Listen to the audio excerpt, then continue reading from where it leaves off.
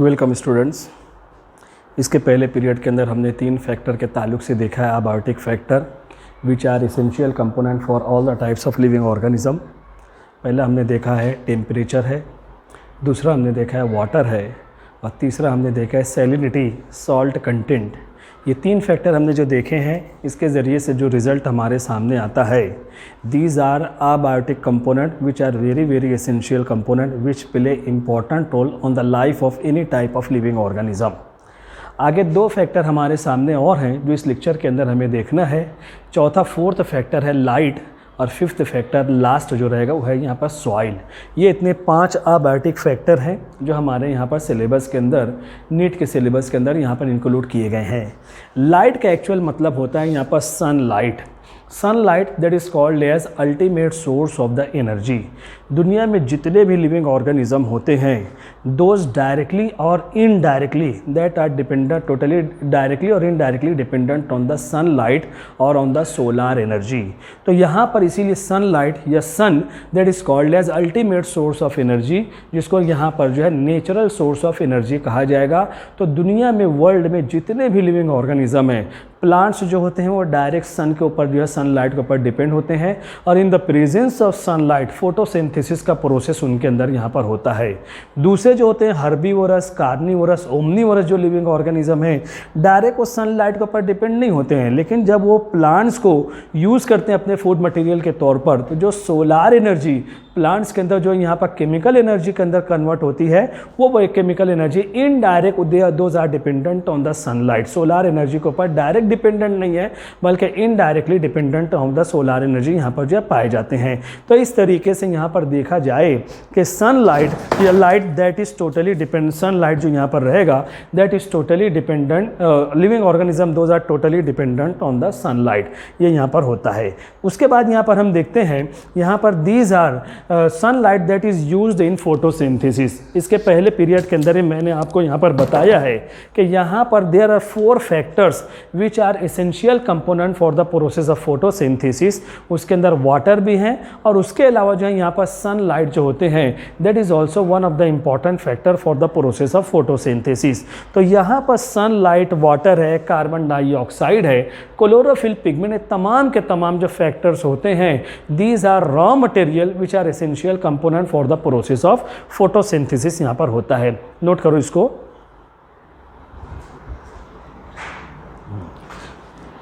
ठीक है, अब यहाँ पर हम देखते हैं these are used in photosynthesis. तो यहाँ पर वाटर के साथ साथ में sunlight that is also one of the important factor for the process of photosynthesis.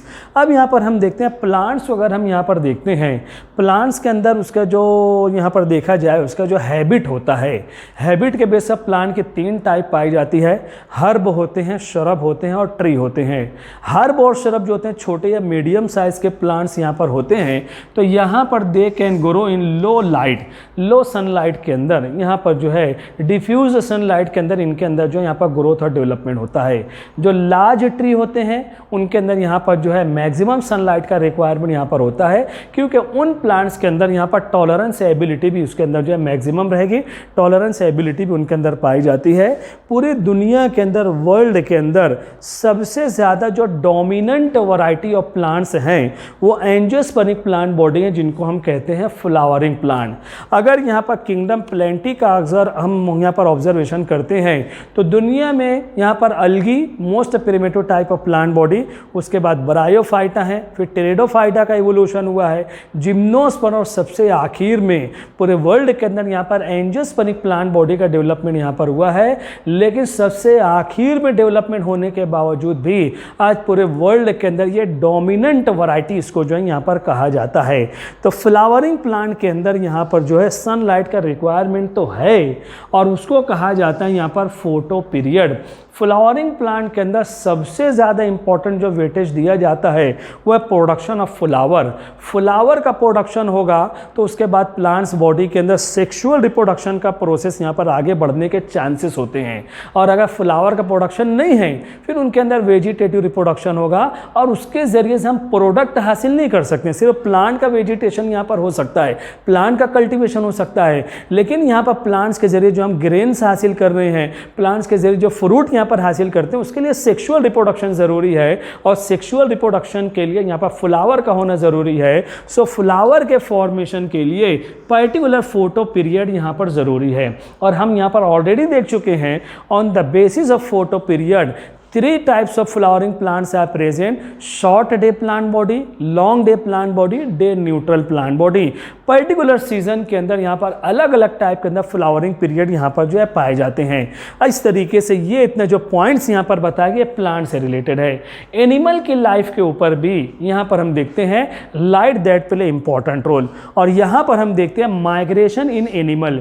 Animal के अंदर अगर अनफेवरेबल क्लाइमेटिक कंडीशन है तो यहाँ पर एनिमल बर्ड्स वगैरह के अंदर यहाँ पर माइग्रेशन का प्रोसेस होता है। तो migration in animal that is totally dependent on light, यानी सीजन के ऊपर। अगर टेम्परेचर यहाँ पर सनलाइट कम हो गई है, बहुत ज़्यादा कोल्ड क्लाइमेटिक कंडीशन है, विंटर सीजन है, तो एनिमल यहाँ पर माइग्रेट होते हैं। किसी इलाके के अंदर बहुत ज़्यादा टेम्परेचर हाई हो चुका है, सनलाइट का ड्यूरेशन बढ़ गया है, लॉन्ग डे अगर कंडीशन पाई जाती है, जो एनिमल के लिए सूटेबल नहीं है, वो वहाँ से जो है माइग्रेट कर देते हैं। तो migration of animal that is totally dependent on the light, यानी पर्टिकुलर सीजन के ऊपर जो है वहाँ पर वो डिपेंड होते हैं। अब अगर यहाँ पर हम देखते हैं in the depth of the ocean, समुंदर का जो बेड होता है depth more than 500 metre, 500 metre के बाद वहाँ पर सनलाइट होती ही नहीं है, यानी डार्क क्लाइमेटिक कंडीशन वहाँ पर पाई जाती है।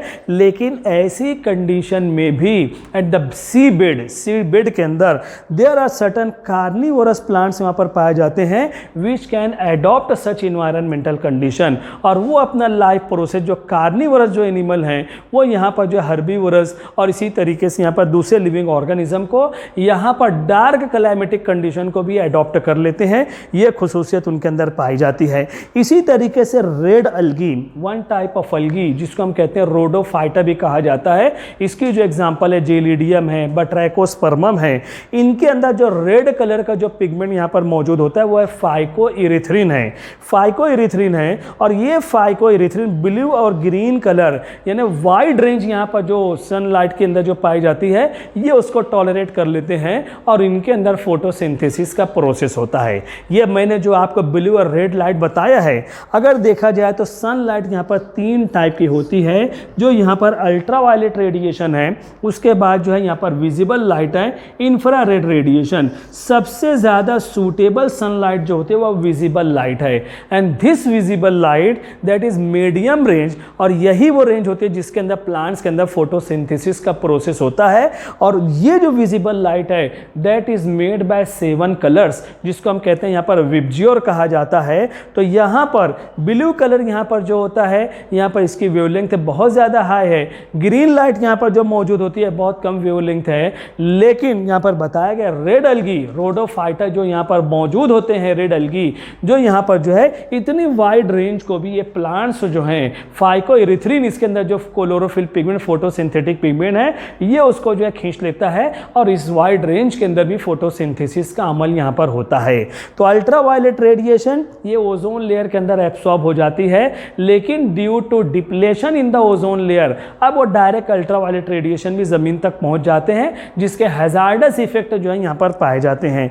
Visible light that are very suitable for the photosynthesis plants के लिए ज़रूरी है, और हाई वेवलेंथ वाले जो यहाँ पर प्लांट्स होते हैं उनके अंदर यहाँ पर जो इंफ्रारेड रेडिएशन मौजूद होता है, और वो इंफ्रारेड रेडिएशन इतना ज़्यादा हाई वेवलेंथ, इनकी इंटेंसिटी इतनी हाई होती है कि that is not tolerated by the plant body. ज़मीन तक वो पहुँचते हैं, लेकिन ज़मीन तक टकरा कर अगली डायरेक्शन के अंदर, अपोजिट डायरेक्शन के अंदर दे कैन रिफ्लेक्ट, तो इसके अंदर भी फोटोसिंथेसिस का प्रोसेस नहीं होता है। The very suitable sunlight for the plants for the process of photosynthesis वो रहेगा यहाँ पर जो विजिबल लाइट सबसे ज़्यादा सुटेबल यहाँ पर होती है। तो इस तरीके से हमारा 4th अबायोटिक फैक्टर है जो यहाँ पर सनलाइट है। फिफ्थ अबायोटिक फैक्टर यहाँ पर जो मौजूद हैं वो है यहाँ पर सॉइल। सॉइल जो है यहाँ पर इनके अंदर सॉइल का इंपॉर्टेंस दो तरीकों से देखा जाएगा। एक है water holding capacity of the soil और दूसरा होता है यहाँ पर वेजिटेशन इन द सॉइल। ये दो तरीकों से सॉइल की स्टडी की जाती है। Water holding capacity of the soil, यहाँ पर जो है पानी एब्सॉर्ब करना, पानी को पकड़ने की सलाहियत सॉइल के अंदर यहाँ पर कितनी होती है, तो that is dependent on the composition of the soil. अगर सॉइल के अंदर पत्थर स्टोन ज़्यादा हैं तो वाटर होल्डिंग कैपेसिटी कम रहेगी, बहुत कम पानी एब्सॉर्ब होंगे। लेकिन अगर सॉइल के अंदर क्ले का मटेरियल ज़्यादा है, कीचड़ मिट्टी ज़्यादा है, तो वहाँ पर ज़्यादा से ज़्यादा वाटर जो यहाँ पर एब्सॉर्ब हो जाएंगे। जैसे आपने प्रैक्टिकल के अंदर देखा, अगर गार्डन सॉइल है तो उसके अंदर वाटर होल्डिंग कैपेसिटी ज़्यादा रहेगी। रोड साइड सॉइल, सड़क के किनारे सब पथरीली मिट्टी होती है, उसके अंदर अगर पानी रहेगा तो वाटर होल्डिंग कैपेसिटी कम रहेगी। Composition of the soil, particles of the soil यानी क्ले बिल्कुल माइन्यूट पार्टिकल हैं तो उसके अंदर वाटर होल्डिंग कैपेसिटी ज़्यादा है। लार्ज पार्टिकल हैं तो वाटर होल्डिंग कैपेसिटी उसके अंदर नहीं पाई जाएगी। यानी size of the grain, small size the grain अगर हैं तो वाटर होल्ड कर सकते हैं और लार्ज साइज द ग्रेन है तो वाटर होल्ड यहाँ पर जो है कम हो सकता है। तो ये यहाँ पर जो है अबायोटिक कंपोनेंट है सॉइल, ये भी लिविंग ऑर्गेनिज्म के ऊपर जो है खास डिपेंड होता है। Vegetation of the plant body that depend on the pH of the soil. जैसा कि मैंने कहा न्यूट्रल पीएच हर लिविंग ऑर्गेनिज्म के लिए सूटेबल है। स्लाइट एसिडिक, स्लाइट बेसिक भी हो सकता है, लेकिन बहुत ज़्यादा एसिडिक, बहुत ज़्यादा बेसिक यहाँ पर जो है हर लिविंग ऑर्गेनिज्म के लिए हार्मफुल हो सकता है। तो यहाँ पर pH of the soil that is totally dependent on the vegetation. अगर न्यूट्रल पीएच या स्लाइट एसिडिक, स्लाइट बेसिक हैं तो वेजिटेशन यहाँ पर हो सकता है। Mineral content and topography of the soil, यानी यहाँ पर जब मिनरल कंटेंट, इनऑर्गेनिक कंपोनेंट, जब माइक्रो न्यूट्रिएंट और मैक्रो न्यूट्रिएंट जो होते हैं जितने ज़्यादा रहेंगे वेजिटेशन उतना ज़्यादा होगा। अगर ये मिनरल इनऑर्गेनिक कंपोनेंट यहाँ पर कम होंगे तो यहाँ पर वेजिटेशन भी उसके ऊपर इफेक्ट होगा, वेजिटेशन यहाँ पर जो है स्लो होगा। क्योंकि प्लांट का जो बेसिक रिक्वायरमेंट है इनऑर्गेनिक कंपोनेंट, जो मिनरल न्यूट्रिशन है, वो यहाँ पर अगर बल्क क्वांटिटी में प्लांट्स को नहीं मिल पाएंगे तो ऐसी सूरत में वेजिटेशन यहाँ पर जो है अफेक्ट होगा, वेजिटेशन यहाँ पर जो है बराबर नहीं होगा। Topography of the soil, soil के अंदर का जो इन्वायरमेंटल कंडीशन है, अगर एक बड़े एरिया के अंदर यहाँ पर सॉइल है तो वाटर होल्डिंग कैपेसिटी ज़्यादा रहेगी। यानी उसका मैपिंग क्या है, सॉइल का मैपिंग क्या है, कितनी लेयर वहाँ पर जो, कितनी थिक लेयर जो है यहाँ पर जो है वेजिटेशन के लिए सूटेबल सॉइल है, कहाँ से भी पत्थर लग रही है, क्या है। तो ये तमाम जो यहाँ पर जो उसका जो मैपिंग होता है उसी को जो है यहाँ पर टोपोग्राफी ऑफ द सॉइल कहा जाएगा। तो इस तरीके से यहाँ पर हमने देखा है टोटल यहाँ पर 5 फैक्टर्स हैं which depend on, these are called as abiotic factor which depend on the life of the living organism। Living organism के ऊपर इनके डायरेक्ट इफेक्ट होते हैं, डायरेक्ट इम्पैक्ट यहाँ पर जो है पाया जाता है। अब हमें देखना है अगला topic responses to abiotic factor. ये जो अबायोटिक फैक्टर इसका क्या रिस्पॉन्स लिविंग ऑर्गेनिज्म यहाँ पर देते हैं। पहला response, many species use fully internal environmental condition so that all chemical reactions can proceed. दुनिया में बहुत सारे लिविंग ऑर्गेनिज्म हैं कि उनके बॉडी का इंटरनल इन्वायरमेंटल कंडीशन उनके लिए सबसे ज़्यादा इंपॉर्टेंट है और बॉडी का इंटरनल इन्वायरमेंटल कंडीशन जो होता है वही जो है इनके all the chemical reaction that can proceed with the help of that particular internal environmental condition. यानी बाहर का जो इन्वायरमेंटल कंडीशन है ये लिविंग ऑर्गेनिज्म के ऊपर उतना ज़्यादा इफेक्ट नहीं हो पाता है। उनके बॉडी का इंटरनल इन्वायरमेंटल कंडीशन वो सबसे ज़्यादा सूटेबल यहाँ पर होता है। फिर उसके बाद यहाँ पर जो है होम्योस्टेसिस। होम्योस्टेसिस बॉडी का जो इंटरनल इन्वायरमेंटल कंडीशन है उसको जो है यहाँ पर होम्योस्टेसिस भी कहेंगे। ये आम तौर पर लिविंग ऑर्गेनिज्म के बॉडी के अंदर यहाँ पर कांस्टेंट होता है, लेकिन these homeostasis internal environmental condition of the body that can be changed. ये जो है चेंज हो सकता है और यहाँ पर जो चेंज होगा that can be change with the help of many factor.